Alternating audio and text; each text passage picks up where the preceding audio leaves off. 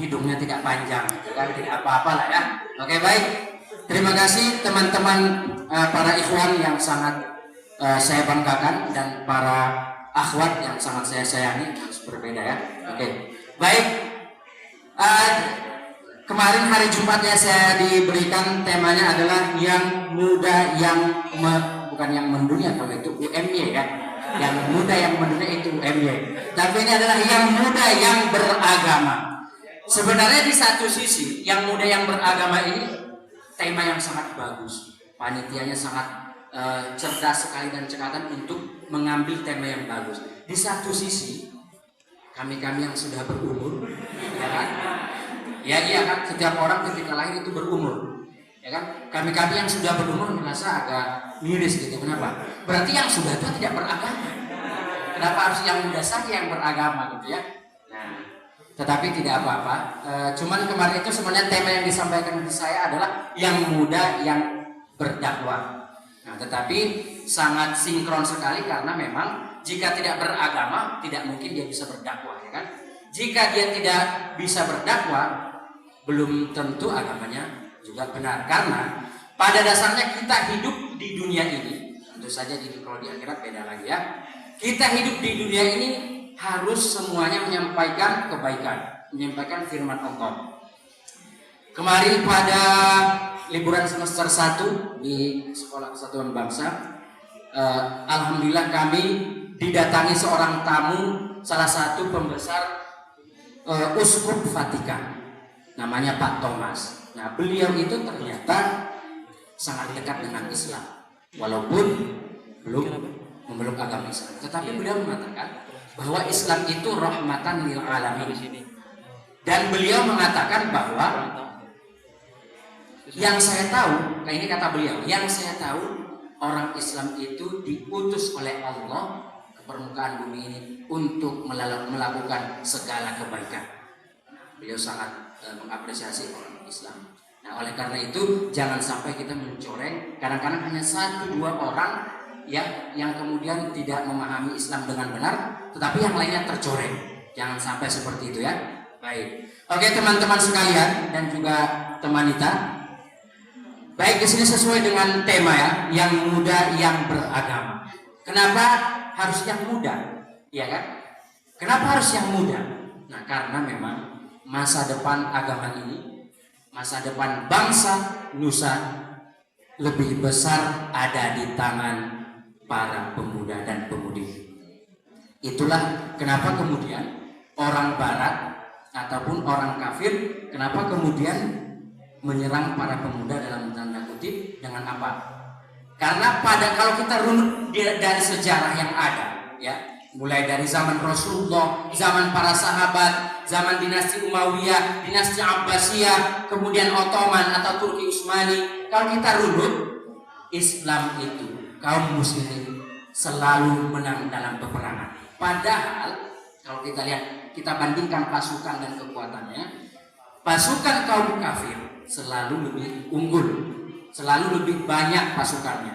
Kemudian alat peperangannya juga selalu lebih canggih. Tetapi apa? Dengan kekuatan iman, dengan kekuatan para pemuda. Salah satunya misalkan Muhammad Al-Fatih yang menaklukkan Konstantinopel. Seorang pemuda yang umur 24 tahun kemudian menjadi khalifah dan kemudian menjadi pemimpin perang dalam penaklukan Konstantinopel yang berabad-abad tidak pernah bisa ditaklukkan. Dia adalah seorang pemuda yang kemudian kuat imannya. Gurunya juga, beliau juga mempunyai guru kalbu, seorang syekh, dipupuk terus karena memang tidak hanya cukup dengan jasmani yang kuat ya. Seorang prajurit hanya dengan jasmani yang kuat bisa saja ketika di depan musuh dia lari ketakutan kan. Tapi seorang prajurit ataupun panglima selain kuat jasmani dia juga harus kuat rohani. Maka dengan demikian ditaklukkanlah Konstantinopel, ya kan? Nah, kenapa harus pemuda? Karena masa depan agama ini lebih besar ditumpukan kepada pemuda. Makanya kenapa pemuda sekarang itu banyak dirusak. Acara-acara di TV misalkan. Kita tidak mengapa untuk mengikuti perkembangan zaman. Misalnya laptop, itu kebutuhan kita kan? Kemudian HP, Android dan seterusnya. Itu adalah kebutuhan kita. Tetapi apakah kita menggunakan itu bagus? Apakah kita menggunakannya itu tepat atau tidak? Itu ada di tangan kita. Misalkan di Facebook, semuanya ini adalah penganut ajaran Facebook kan? Mungkin semuanya penganut ajaran Facebook kecuali yang tidak, ya kan? Kecuali yang tidak. Nah di Facebook misalkan, kalau buat status tidak salah kan? Kalau buat status yang benar, nah itu merupakan dakwah, ya kan? Misalkan di Instagram tidak harus ngepost sms yang Satria, assalamualaikum, assalamualaikum, yang gitu kan ada sekarang itu banyak sms yang seperti itu. Tidak harus seperti itu misalkan. Buatlah yang juga positif. Nah, itu merupakan dakwah. Maka banyak orang misalkan mempertanyakan, kan di zaman Rasulullah belum ada TV, di zaman Rasulullah belum ada HP, di zaman Rasulullah belum ada ini dan itu dan ini dan itu. Benar. Terus lalu dia menanyakan, apa hukumnya Ustaz? Maka hukumnya adalah para jumhur ulama ataupun mayoritas ulama mengatakan adalah halal halal, haram haram. Yang haramnya ya haram, yang halalnya halal. Ini membingungkan bagaimana maksudnya gitu kan? Saya juga bingung ya. Jadi maksudnya adalah jika dipergunakan kepada hal yang positif dan baik, maka baik TV, Android, HP dan seterusnya, komputer, laptop itu bisa berhukum halal. Tapi jika dipergunakan kepada yang negatif, misalkan justru yang ditimbulkan malah dampak yang buruk ya, dampak yang negatif, maka semua aplikasi yang ada, semua elektronik yang kita pergunakan itu bisa berhukum haram. Nah ini bagi kita yang muda-muda, saya jadi merasa muda karena melihat kalian ya. Kita yang muda-muda, hati-hati. Nah hukumnya seperti itu. Ini harus hati-hati. Jadi tergantung kepada penggunaannya. Kita tidak boleh mengatakan HP bid'ah. Tidak boleh mengatakan seperti itu. Dia bilang HP bid'ah, tiba-tiba dia selfie, ya kan? Terus bid'ahnya di mana, gitu kan? Laptop bid'ah, dia seorang mahasiswa harus mengerjakan tugas. Bid'ahnya di mana? Tetapi bagaimanakah kita menggunakan yang ada? Disitulah terletak hukum-hukumnya. Kenapa? Karena barang-barang tersebut adalah yang muncul kemudian setelah mungkin beribu tahun setelah Rasulullah SAW tiada ya, ataupun kembali ke hadirat Allah Subhanahu wa taala. Baik teman-teman sekalian, kemudian mungkin kita pernah mengingat sebuah hadis Rasulullah yang mengatakan bahwa 7 golongan yang dilindungi Allah pada hari ketika tidak ada naungan kecuali naungan Allah. Salah satunya apa? Yang berkaitan dengan muda-mudi. Salah satunya apa? Ada yang masih ingat? Apa? Ya, yaitu rajulun qalbu mu'allaqun bil masjid. Yaitu pemuda yang hatinya ya terikat di masjid, tapi jangan ikat orangnya. Itu beda ya. Jadi pemuda yang hatinya selalu terikat dengan masjid, selalu rindu dengan masjid. Tetapi bukan berarti rindu dengan masjid karena untuk tidur. Biasanya orang banyak tidur ataupun istirahat di masjid. Itu bukan yang dimaksud dalam hadis.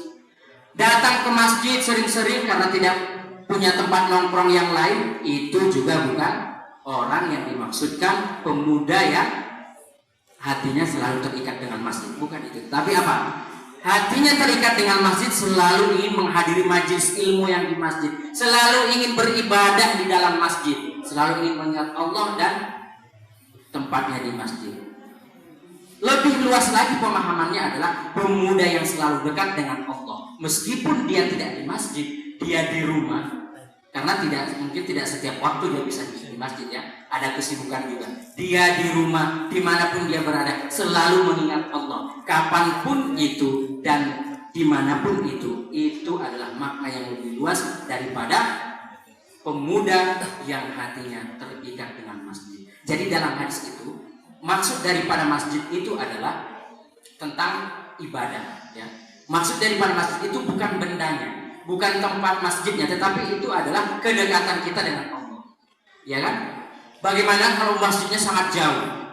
Ya kan, misalkan di sebuah perkampungan tidak ada masjid yang dekat, tapi masjidnya sangat jauh, menempuhnya harus berjam-jam misalkan, nah, dia tidak sanggup ke sana. Nah, bagaimana kalau dia sholat di rumahnya? Tidak apa-apa, ya kan? Tidak apa-apa berjamaah misalkan. Tidak mungkin dia masjidnya didekatkan ke rumahnya kan, susah untuk menggotong masjid, kemudian dekat dengan tempat tinggalnya. Ya, oke baik teman-teman sekalian. Jadi ini sangat menarik sekali. Bagaimana kita menjaga keruhanian kita, menjaga keimanan kita sebagai seorang pemuda generasi para leluhur kita nantinya. Dalam artian adalah leluhur kita, yaitu para ulama, ya kan? Para ilmuwan-ilmuwan muslim, yang mana kalau kita lihat dari zaman dulu, ilmuwan-ilmuwan muslim itu sangat luar biasa sekali ya. Penemu teknik robot juga pertama kali adalah ilmuwan muslim. Yang pertama kali menemukan benang dari daging hewan juga adalah ilmuwan muslim, Al-Jazari ya, kalau ada yang tahu, dan seterusnya. Sebenarnya sangat luar biasa sekali jika kita merenungi. Tetapi ternyata sekarang itu hanya tinggal sejarah dan kemudian dikembangkan oleh orang barat. Sekarang di mana kita orang muslim? Terutama pemuda-pemudinya yang sekarang. Nah, di sini yang paling kita harapkan adalah Anda sekalian yang ada di sini. Yang paling kita harapkan adalah Anda sekalian yang ada di sini. Masa depan agama untuk kedepannya. Karena sekarang itu tantangan itu sangat berat sekali. Zaman, kata orang, zaman semakin edan ya. Zaman semakin edan gitu. Tetapi kita sebenarnya tidak pantas mengatakan zaman semakin edan. Kenapa? Karena sebenarnya zaman itu begitu saja. Kita yang semakin edan. Iya benar. Kita tidak boleh mencela zaman. Zaman itu tidak bersalah kan. Zaman itu begitu saja. Iya kan? Zaman itu begitu saja. Tetapi yang salah adalah bagaimana kita menyikapi. Bagaimana kita bersahabat dan terbawa oleh suasana yang ada. Zaman tidak pernah bersalah. Iya kan?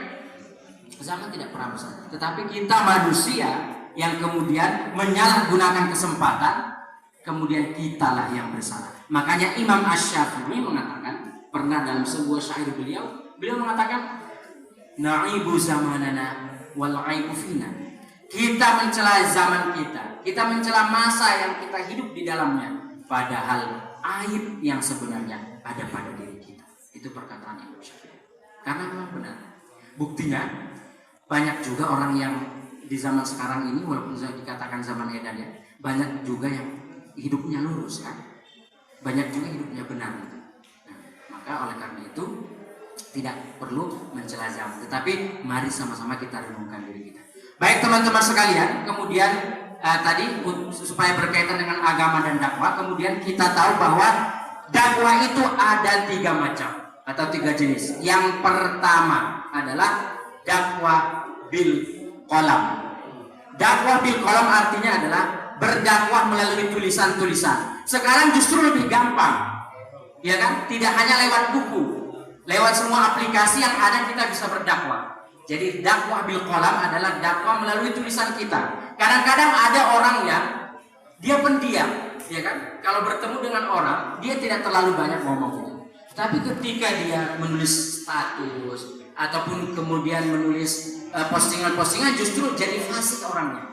Sangat fasih sekali gitu kan, sampai dia ngepost itu berhalaman-halaman gitu, sampai dinding Facebooknya tidak muat gitu, cari dinding Facebook orang lain gitu, karena tidak muatnya gitu. Itu berarti dakwah bil qalam. Kalau kita pergunakan kepada kebaikan, kita mendakwakan orang lain kepada hal yang baik, itu jos kata orang Jogja ya, ataupun top market. Iya, apapun itu yang penting jos ya.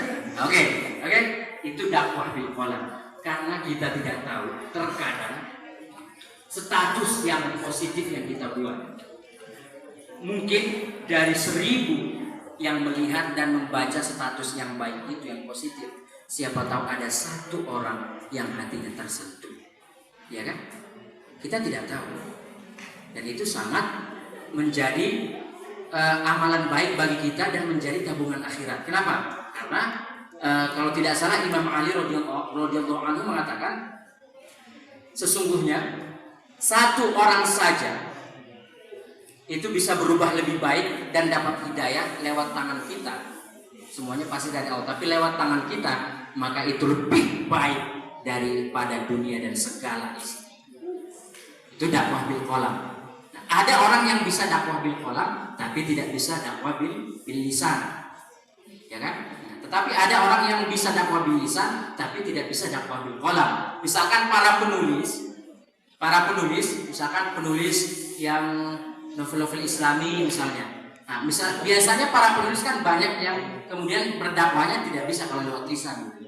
Nah, maka tetapi mereka tidak berhenti sampai di situ. Tetapi tetap berdakwah lewat tulisan. Itu yang dikatakan dakwah bil qalam. Berdakwah dengan pena.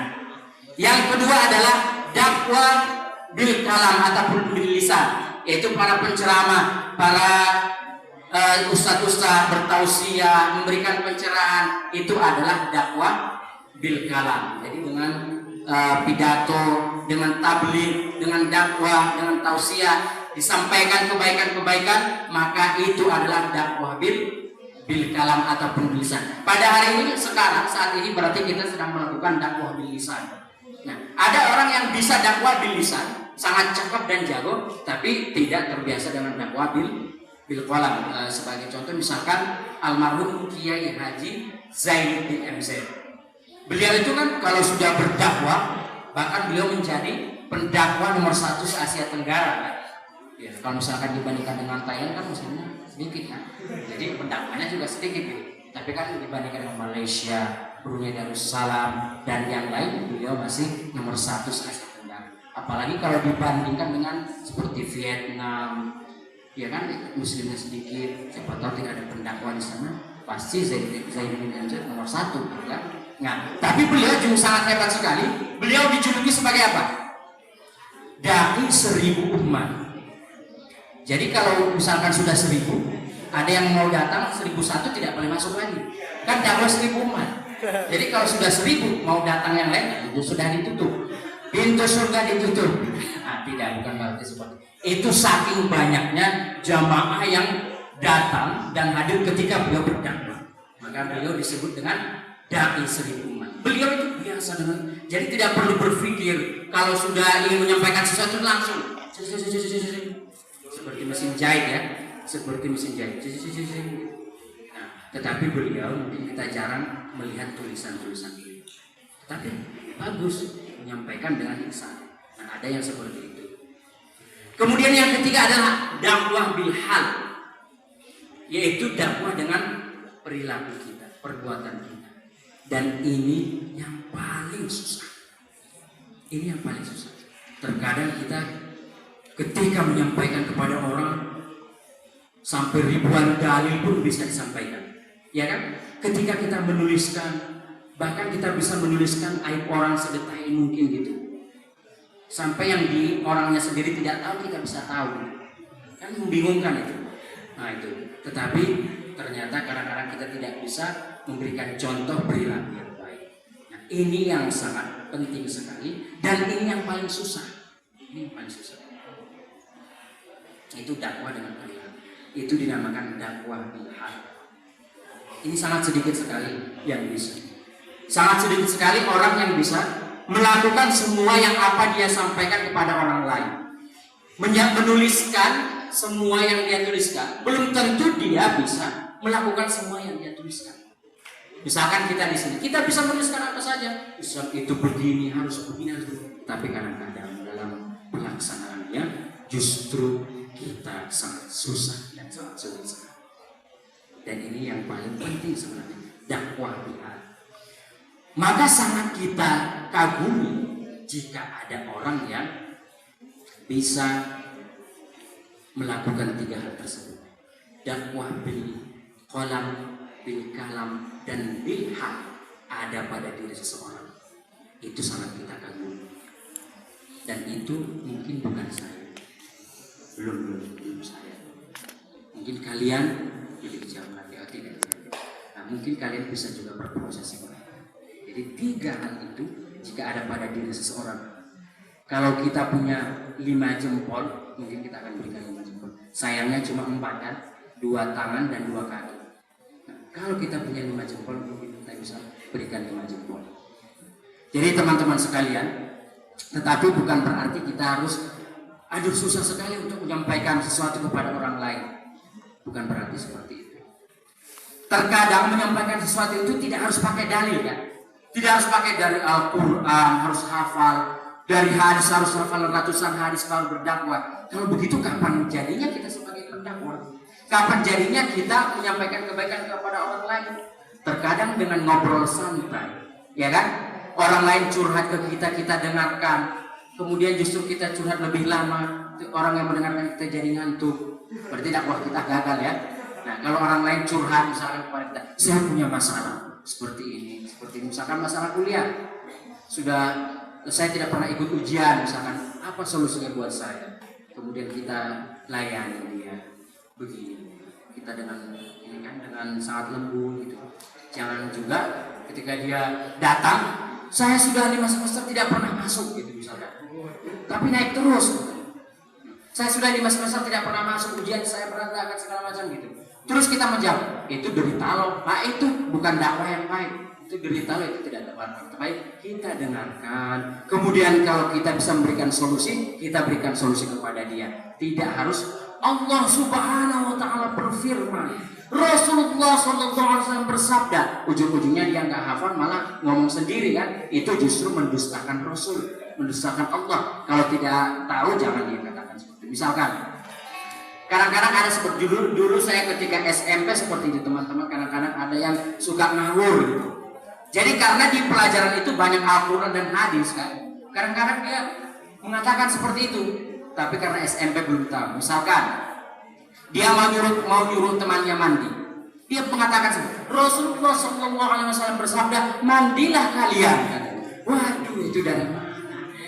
Itu mendustakan Rasulullah. Kalau kita sudah tahu itu tidak boleh dikatakan.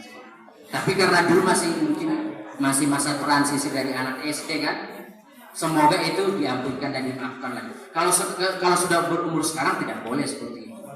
Ya kan? Misalkan dalam sebuah hadis dikatakan bahwa jangan masuk kampus karena hari ini adalah libur. Padahal yang mengatakan dosen.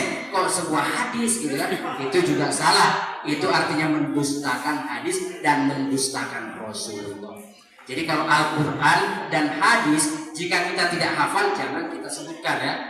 Mending kita mengatakan dalam sebuah arti hadis, dalam arti sebuah ayat, mending dikatakan seperti itu.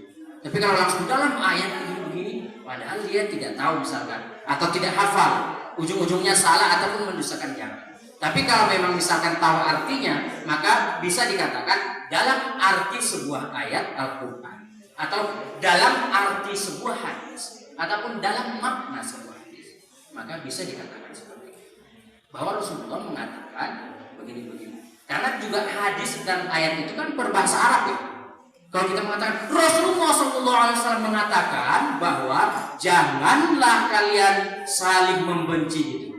Kapan Rasulullah belajar bahasa Indonesia? Dia kan Rasulullah hanya berbahasa Arab. Tapi kita mengatakan dalam arti sebuah hadis Rasulullah mengatakan. Nah itu tepat. Tapi kalau kita langsung mengatakan Allah berfirman, wahai orang-orang yang beriman, seperti MTQ lagi ngomongnya kan, sudah keren gitu, seperti MTQ pakai baju koko kan, pakai baju koko pakai apa peci ya, pakai peci terus celananya malah training gitu, terus datang, wahai orang-orang yang beriman gitu. Allah berfirman, janganlah kalian saling bermusuhan. Padahal Allah menurunkan Al-Quran tetapi dikatakanlah artinya kan? Arti dari sebuah ayat seperti itu. Kadang-kadang itu adalah yang kita anggap adalah mungkin remeh-temeh gitu. Tapi itu juga sebenarnya harus kita perbaiki. Harus kita perbaiki seperti itu. Oke? Baik teman-teman sekalian. Jadi kembali kepada pembahasan yang tadi, kepada temanya bahwa yang muda yang beragama atau yang muda yang berdakwah memang kalau yang muda yang mendunia tadi kita sudah mengatakan itu UMB ya. Kalau di sini Mercu Buana yang muda yang beragama gitu. Berarti kalau ada dosen-dosen nanti pas baca ini kalian hati-hati. Nilainya takut jadi C atau E gitu kan. Karena enak saja. Siapa namanya? Langsung diprediksi kan. Kamu tidak akan dapat nilai yang baik dari saya. Masa cuman yang muda yang beragama gitu kan. Oke. Baik teman-teman sekalian. Maka oleh karena itu dari 3 hal tersebut, dakwah bil qalam, dakwah bil kalam, dan dakwah bil hal, kita tidak harus diwajibkan memiliki yang 3 ya. Tetapi paling tidak kita harus memiliki salah satu. Karena kita semua manusia dilahirkan ke bumi untuk berdakwah, ya kan? Dan kita semuanya dari nol. Kita harus memulai dari diri kita. Kenapa? Karena kita terlahir dari nol. Itulah kemudian kalau kita merenung misalkan, kenapa manusia itu lahir tanpa apa-apa, tanpa sehelai benang, bahkan semuanya maaf ya, semuanya yang lahir itu semuanya dalam keadaan tidak pakai baju gitu. Itu karena apa? Karena kita lahir itu semuanya suci. Kita lahir itu semuanya masih kosong. Kemudian kitalah yang mengisi. Apakah kita mengisi kita dengan kebaikan atau mengisi diri kita dengan sebaliknya? Kan kita tidak mungkin jarang ya, ataupun sangat langka sekali kita melihat bayi yang lahir pakai toga langsung wisuda kan? Halo, saya sudah wisuda. Begitu lahir langsung wisuda. Kita tidak pernah melihat bayi lahir pakai baju dokter, lahir langsung menjadi dokter, tidak ada. Kita tidak pernah melihat bayi lahir, ya bayi lahir pakai misalkan sorban seperti saya. Mungkin yang kesusahan dokternya nyangkut kan, pas ditarik nyangkut, ini apa? Ternyata ada sorbannya gitu. Tidak pernah melihat bayi lahir seperti itu. Kenapa? Artinya apa? Kita semua memang terlahir itu dari non kosong, seperti kertas putih. Agak horor ya, seperti kertas putih kan. Nah, kertas putih ini, apakah kita akan memberikan corak warna yang indah, atau justru kita berikan corak warna hitam yang menutupi semua putih? Nah, itu adalah kita, ya kan? Itu adalah kita. Kita juga bertahun-tahun hidup. Apakah kita akan mewarnai diri kita dengan warna yang indah di hadapan Allah, atau justru kita mewarnai diri kita dengan corengan warna hitam, legam dan pekat?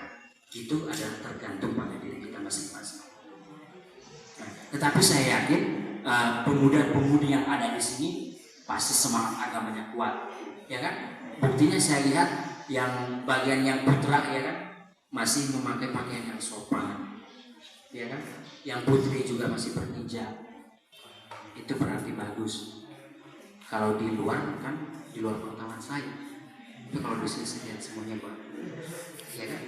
Dan semoga kita di sini semuanya adalah generasi emas Islam, masa depan nanti cemerlang semuanya, insya Allah ya, mudah-mudahan. Baik, mungkin demikian yang saya sampaikan pada pagi ini. Sudah menjelang siang ya, nah, pada pagi yang hampir saja siang pada hari yang berbahagia ini.